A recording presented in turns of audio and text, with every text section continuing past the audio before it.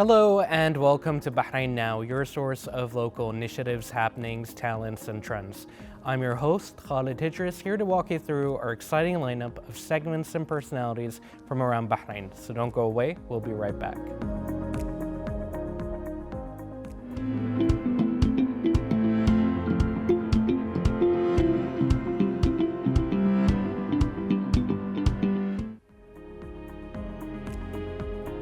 The Bahrain Space Agency, BSA, is strengthening its commitment to empowering young people and promoting awareness of space science and advanced technologies through its participation in Youth City 2030.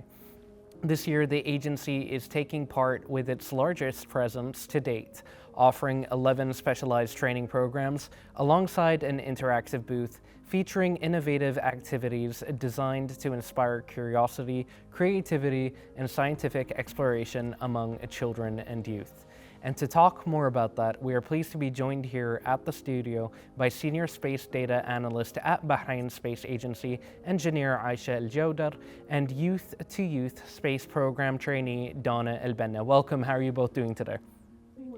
Doing good. Thank you for asking. It's a pleasure to have you both here today. Now, to start off, I'd like to start by asking, BSA is participating in Youth City 2030 for the third consecutive year. What makes this year's participation particularly special? First, thank you for having me. It's a pleasure to be here to discuss more about the agency's participation in Youth City. As you've mentioned, this specific year is special because it's our largest participation to date. So we have around 11 training programs that discuss topics under various fields under the space science umbrella, such as space exploration, satellite development, to satellite data analysis. We also have a variety of events. We have 3 main events in collaboration with organizations such as, of course, the Ministry of Youth Affairs, organizations such as Colo Space and Al Khalifiya Foundation.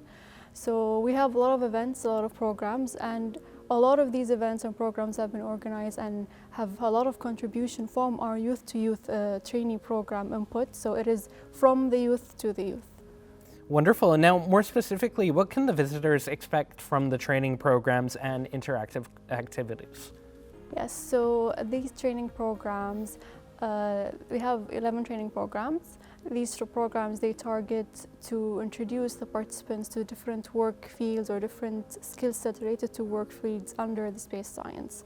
So I'll give an example of one of the programs. We have a program called the Earth Observation Lab that targeted the young adult age group, and this program, we relayed the theoretical knowledge of satellite imagery and how they can use different software tools to analyze these images, which then they can extract information for decision making. We have another program that targeted children that's called Trip to the Moon, which gives them with the skill set information needed regarding a space mission from rocket design to exploration on the land and space. And we have 9 other programs that also include topics related to satellite development, space materials, and others. And with our events, we have 3 main events. The first one is the interactive booth. So visitors to this our booth, they could learn more about Bahrain space achievements through visiting this booth. We also have a specialized program in which selected participants are able to have the opportunity to actually build a pocket cube-sized satellite. And our third main event is a hackathon. So we have a hackathon for building a lunar colony. So we have a lot of events and different programs, so visitors and participants can best choose the ones that fit their field of interest. Wonderful. That sounds like a great way to get the youth involved as well, and then it captures like a bit of a wider range of interests within. And I think it's just a great way as well to kind of get people involved with, kind of space sciences. And on that note, how do these programs actually inspire children and even young adults to explore careers in space science and advanced technologies? Okay, so you could look at like the 11 programs as like 11 different job careers or 11 different job roles that you can experience in space. So what I've mentioned about the Earth Observation Lab, so what we do is provide them with how to do satellite data analysis, which is what I do at the agency. I'm a satellite data analyst. We do analysis in order to extract information. So we give them a real life taste of what it is to actually work in this field. And we also have another program that's called Orbit Pitch, where the participants, they've developed a satellite design in order to provide data for a real-life issue, which is what our other department in the agency does, which is the satellite design department. So they get to experience and understand the skill set and the knowledge needed to work in these specific fields. So they get an idea of what type of careers that exist in space, and they can fuel their interest in these areas. Now, there's a wide range of ages involved, like 9 to 35. So how do you kind of tailor the program to kind of communicate the information and messaging behind these programs and activities in an age-appropriate kind of way? Yeah, so what we do is that it depends on the content itself. So the content, the knowledge itself will be the same, but how we deliver it will be different. So for example, with the younger audiences, we incorporate a lot more activities, a lot more simpler activities in order to reach to the main goal or the main knowledge idea that we want to share with them. With the adult groups, we incorporate more, let's say, laptop usage, a lot of more technical usage, so they get an idea of how they could extract information. Let's say for the Earth observation program, how they could utilize these software tools. Whereas for the younger age group, we'd give them manual, physical activities where they can utilize them in order so we can differentiate between these different age groups. Wonderful. And going back to kind of like the lunar hackathon, because that sounds, the lunar colony hackathon, because that sounds really incredible and it sounds really interesting. Can you elaborate a bit on the highlights of that activity, and as well what kind of skills participants will be leaving with? Yes, the Lunar Colony Hackathon, or the Moon Habitat Hackathon, is one of the highlights of this year's activities. And first, I would like to take this opportunity to sincerely thank our sponsors, Bahrain Islamic Bank, Al Mabarra Al Khalifiya Foundation, and Extrude Engineering for supporting this initiative. So the main idea is that the participants will be presented with realistic lunar conditions and engineering constraints, and each team must try to solve the real-world challenge and think beyond their imagination of how the human life would be on the moon. And using these limitations, they need to present a practical solution on how astronauts will survive on the moon and manage their daily life. So different teams from different disciplines must gather around and come with a practical solution. That sounds really cool. I can't think of a more eloquent way of kind of responding to that, so I'm just going to say that sounds really cool. And now I'd like to ask, how does the hackathon actually encourage creativity, teamwork, and problem solving amongst the young participants? So the hackathon will encourage teamwork and communication because each team will be equipped with multidisciplinary individuals. Individuals will gather around from different technical backgrounds, and each will provide their own perspective on the same problem. They'll have different solutions, and they will combine all the ideas to come with one integrated solution for the challenge. The participants will develop and improve their creativity by coming with new innovative solutions for different challenges. Wonderfully said. And now the agency is introducing, we've mentioned this earlier, like the whole youth to youth initiative, and for the very first time. So can you tell us the idea behind this program? Okay, so the Youth Initiative is basically from youth to youth. So it's whether it's from the youth employees at the agency, or the youth employees at our trainee program, or the youth at the Youth City participants. It's about youth themselves training and exchanging knowledge and skill set and developing their skills, their leadership skills, and all other skills, soft skills, technical skills, in order to empower and support each other. Wonderful. And you know, how does having the young Bahrainis train and inspire their peers enhance kind of the learning experience? So I think it becomes a learning experience from both sides. So first we have the young trainees, the young employees, they themselves, they receive that knowledge, then they translate that knowledge in the same way or the same communication style as their fellow peer. So it could improve the way the information is being relayed and absorbed. And also in another way, it's becomes inspirational. I think as a young person, if you see another fellow young person that is explaining to you or teaching you skill sets in a field that may seem advanced, it may seem something that's far away, but when you see someone that's closer to who you are explaining these things to you, it inspires you to be able to think that, oh, I can also achieve these things, I can also learn more about this field. So it becomes a learning and an inspiring experience. Absolutely, and that's a really great way to approach education, especially with the younger people, and like you said, with such like an advanced field. And what role does the Youth Orbit Committee play in supporting the agency's outreach and educational efforts? So the Youth Orbit Committee at the agency, they're responsible for nurturing the talents of the young employees in order to support them in various initiatives, of course also with our outreach and educational efforts. So the first initiative that I could give an example on is what we mentioned, the Youth to Youth initiative.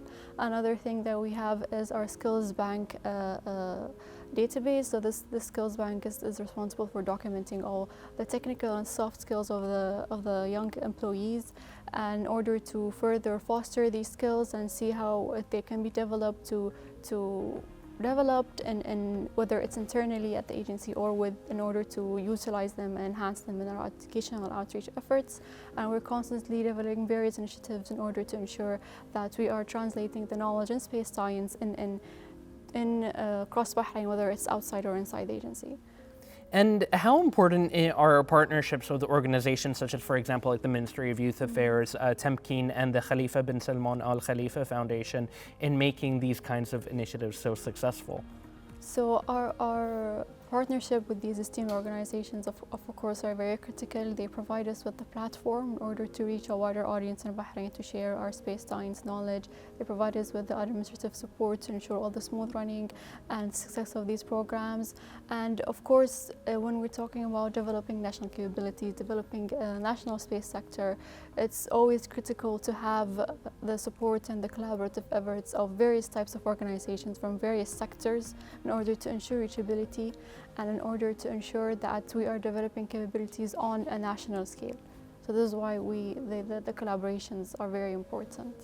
And judging on like the response and feedback from the participants, what does it tell you about young people's interest in space and innovation? So the response have been very incredible. We've received more than twice number of applications that we originally expected, which shows that the young Bahraini people are so enthusiastic and they're willing to contribute to the modern technologies and space-related sector. And could you guys tell us a little bit more about how these educational programs contribute to building kind of a sustainable national space sector here in the Kingdom of Bahrain? So the participants have encouraging and enthusiastic engagement, and seeing this level of enthusiasm it just shows us that the Bahraini youth people are willing to collaborate, engage, and willing to provide to the technical and space-related fields. Very well said. And what opportunities are actually available for young Bahrainis who want to pursue careers in the space industry? Okay, so there are different types of careers that are available in the space industry. We hope that through the programs that we provide in Youth City 2030, that they can get an idea of the type of careers that are available. So as I've mentioned, we have careers related to satellite development. We have something called upstream, downstream. So you have areas related to satellite development, which is the upstream sector, related to space exploration. You can be engineers in that field. There are also the downstream sector, which is the analysis. So these are you are more related to remote sensing, geographical analysis. So these are the main types of careers, and we showcase these careers and skill set needed through the program that we have in Youth City. So they can expect from the skills that they've gathered in Youth City programs, they get a better idea of the type of careers that are available. And how does the BSA balance raising public awareness with developing specialized talent for the future? Okay, so BSA is working a lot on different educational activities and programs in order to further develop the skills internally and externally on space science. So we always have an event going on. We always have a hackathon or a competition or workshops for different age groups or different space science fields, as well as even educational articles. So we try to develop the skill sets in the agency and then translating these through our educational programs. And what message would you like to share with young people who dream of working in like space science, engineering, or technology? My message is simple: just go for it. The obstacles are just part of the journey. All setbacks and challenges is what make us learn and grow more. And keep learning, keep growing, and always remember, if it were easy, everyone would do it. Yeah, thank you so much, and great words of encouragement. And now looking ahead, what new innovations, initiatives, or projects can we expect from BSA in order to further engage with and empower the youth? So the first thing that you can expect, I think what we've mentioned, is the Lunar Colony Hackathon. So we're hosting this on August 8th, 9th, so you can look forward to that. We also have various upcoming hackathons which we're going to announce by the end of this year, so you can stay tuned on our social media platforms. So we always have different workshops that we constantly announce, so this is so you can always keep up with us in order to see what that are the latest things that we have in order to develop the youth. Exciting stuff. And lastly, what does success look like for BSA at the end of Youth City 2030? And what impacts do you hope that these activities and initiatives will have on the next generation? So we hope that any visitor or participant to our programs or events, they leave our programs with some new insights on the space sector, and we hope these insights, it sparks their curiosity on the space field and allows them to delve more into space and beyond that. Wonderful. I'd like to thank you both for all of your efforts and for joining us today, and I wish you all the best going forward and can't wait to hear any future developments from BSA, and wish you all the best for the remaining time. Thank you guys so much again. Thank you for having us. Ladies and gentlemen, stay tuned. We have even more coming up here on Bahrain Now.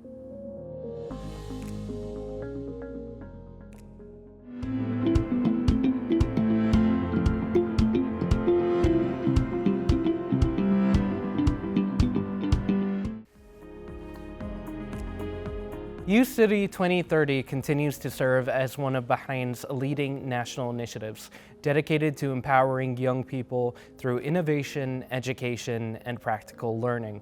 This year, the Ministry of Youth Affairs has appointed the Youth Pioneer Society as the exclusive partner to manage the Leadership and Entrepreneurship Center, as part of the program organized in collaboration with its strategic partner, Temkin.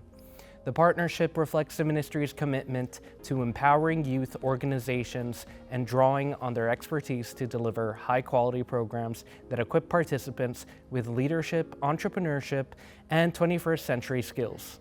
And joining us today are two supervisors at Youth City 2030 who are also members of the Youth Pioneer Society, Mr. Ahmed Al-Jar and Ahmed Al-Marbati. They will share their experiences in guiding participants through the Leadership and Entrepreneurship Center, discuss how the program is helping young Bahrainis develop the confidence, creativity, and practical skills needed for the future, and also to explain how this year's initiatives are inspiring the next generation of leaders, innovators, and entrepreneurs. Welcome. How are you both doing today? We're doing fine. We're both good. Thank you for the invitation. And it's an honor for us to be here with you to discuss what's happening in the Leadership and Entrepreneurship Center. Absolutely. It's a pleasure to have you both. Now, first, I'd like to start by asking you guys about, first, what would we like to know about what would you like us to know about the Leadership and Entrepreneurship Center, and how does it contribute to preparing young Bahrainis for future leadership roles? Well, for us and the Leadership and Entrepreneurship Center, we think about the center as a place in which we try to offer a space, programs, opportunity for the youth to be there in the youth city, to know more about their hobbies, their talents, and to know about what makes them special through the various programs we have in the center. As in the center, we have three main sectors we try to focus on. Of course, we have the leadership sector, which divides into two main categories, the self-leadership and the community leadership. And for each, we have different programs that focus on the youth to empower them in each category by itself. And of course, we have programs for 9 to 14 for the age group 9 to 14 and the age group from 15 to 35. And we also try to involve programs about the entrepreneurship, of course. We try to offer the youth a chance to try and to generate new ideas. We try to offer them a place to learn from their mistakes, because at this age, the youth can make mistakes and they can learn from them so that in the future they could avoid them in their own business, inshallah. Wonderful. And how has the experience this year differed from previous iterations? So I would say that for the first time ever, the Youth Pioneer Society was granted the authority to hold the Leadership and Entrepreneurship Center thanks to the Ministry of Youth.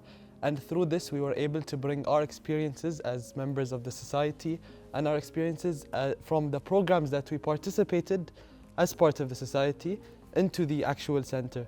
And by doing so, we were able to add our experience onto the center and add programs that are created by the society itself, as well as programs from the ministry and different organizations, all under one center, so that we can make this year better than the previous years. Superbly said. And as supervisors at Youth City 2030 and as well as members of the Youth Pioneer Society, what does the partnership with the Ministry of Youth Affairs mean to you kind of personally?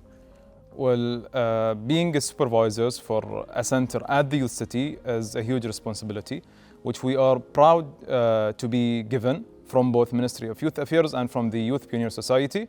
And through this responsibility, we try to offer the youth, as I said previously, the chance to improve themselves, to found their talents, so that they are ready to be future leaders of our beloved Kingdom of Bahrain.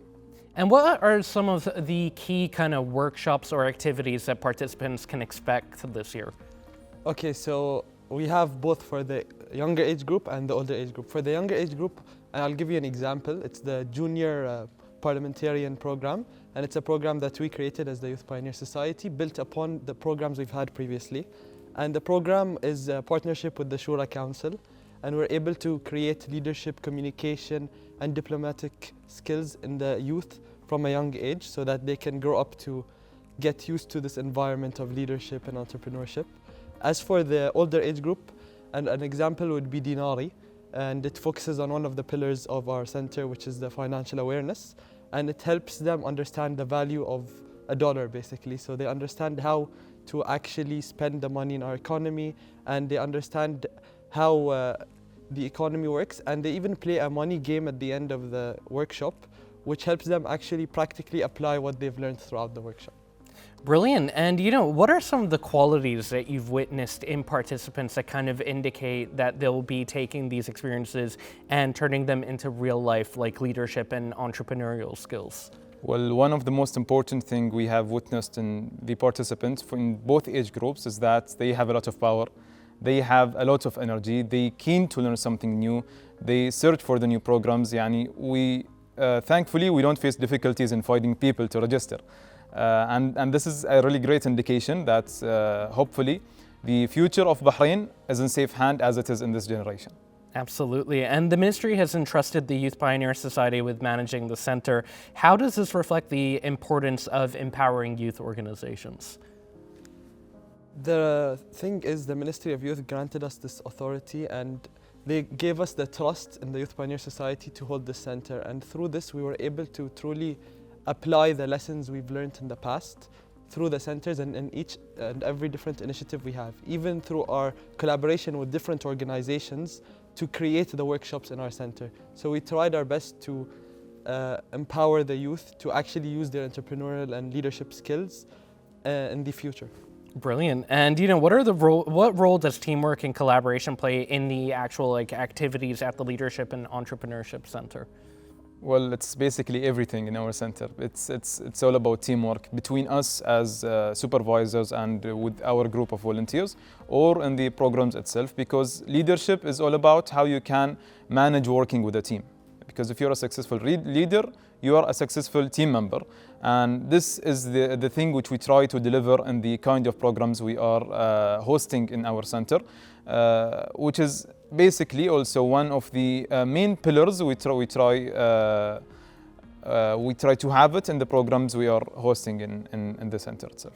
It sounds like you guys probably see a lot of development and a lot of innovation, a lot of creative solutions and ideas. I'm trying to think about if you guys have maybe a specific experience or a memorable example that you'd like to share with us of that you've seen of the participants putting these skills into use and showing that they're comprehending what they're engaging with. Okay, so an example that I can think of right now is there's a program we have called Hypo Youth. And the program itself, it trains them to become leaders and actually implement solutions in the future.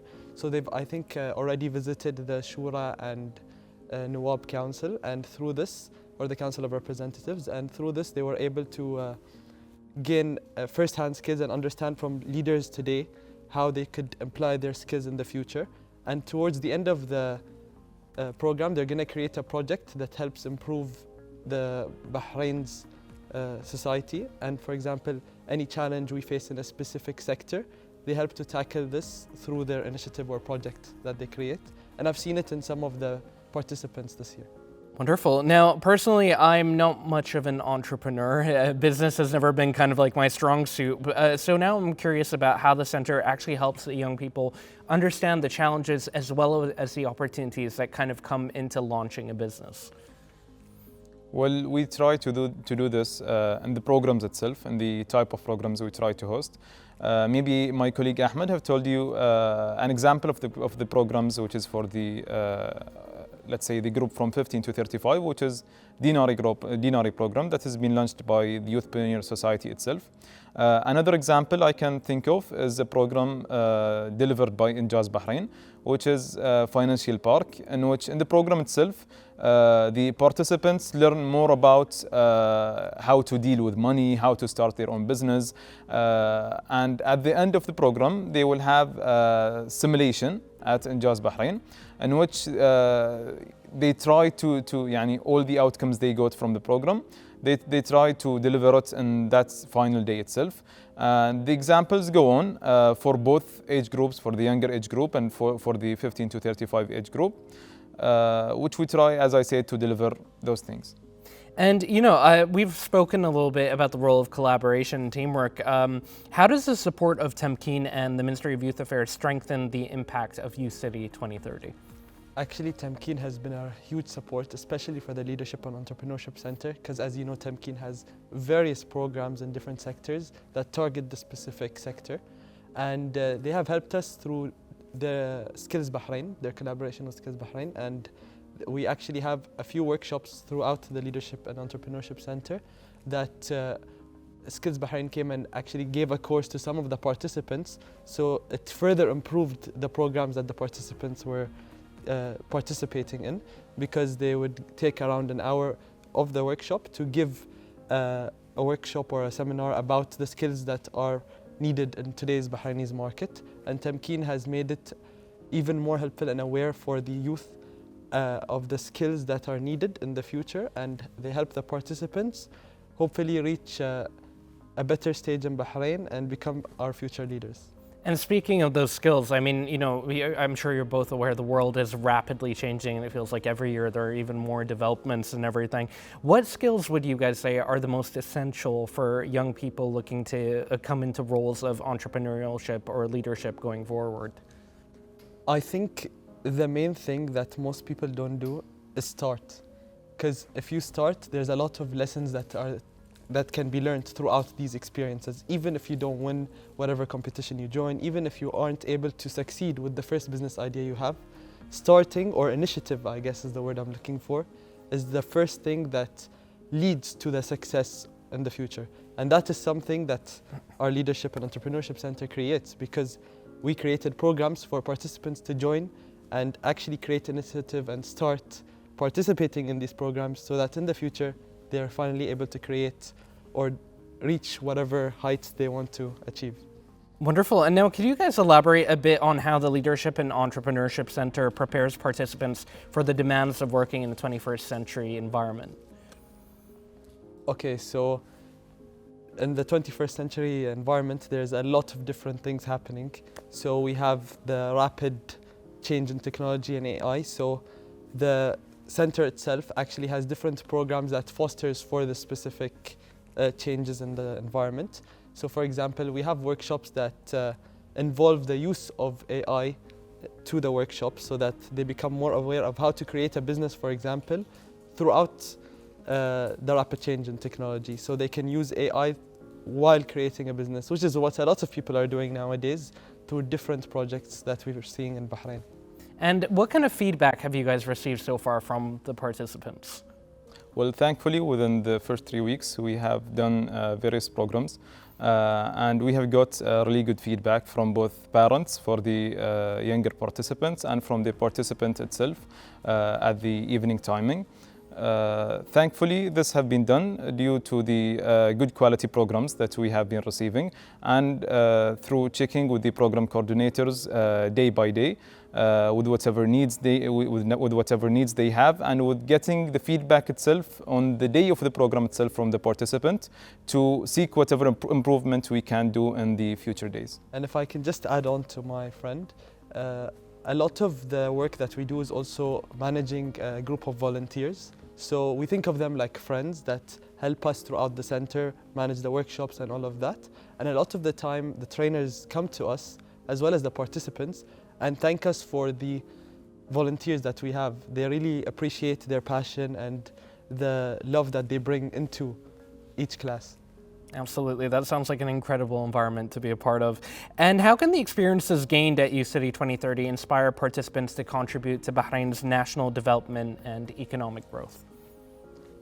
So the programs that we have help them gain the fundamentals that they need to actually, like, for example, start a business, understand more about or gain more financial literacy and awareness. And through this, they are able to contribute to Bahraini society. Because there's a lot of people right now who go to university and school but are still not aware about different factors that they could have gained through the Youth City, different centers, not just the Leadership Center. So we wanted to create an environment that fosters them to actually come and participate in these programs so that eventually they can help contribute to Bahraini society. If I can add to my colleague Ahmed answer, one of the things that we are proud to have in the center itself, that we allow the participants to generate their own business ideas, so in which they can get the advices from the expertise itself as they are in the center doing their own programs. So they can generate the idea, get the advice, and then get the opportunity to apply the idea itself they have, and at that time, hopefully, they go on with a successful business, and we help to reach the vision. Wonderfully said. And I'd like to thank you both so much for sharing your experience with us. And just to finish off, I mean, I just want to ask, what message would you like to share with anyone who's looking to get involved with UCity 2030, and more specifically with the Leadership and Entrepreneurship Center? Please come. We are more than happy to have you, and inshallah you can participate in the programs that we have, because they will genuinely change you. I've already heard a lot of successful stories and testimonials from different participants in the past years that have inspired me myself to become a supervisor in this year's center. I'd like to thank you both so much for joining us. It's been such a pleasure talking about your experience with UCity 2030, in particular, like the Leadership and Entrepreneurship Center. Thank you guys so much again, and thank you for taking the time, obviously, to encourage the youth of Bahrain. Thank you so much. Thank you for very much. us. Thank you. Ladies and gentlemen, stay tuned. We have even more coming up here on Bahrain Now.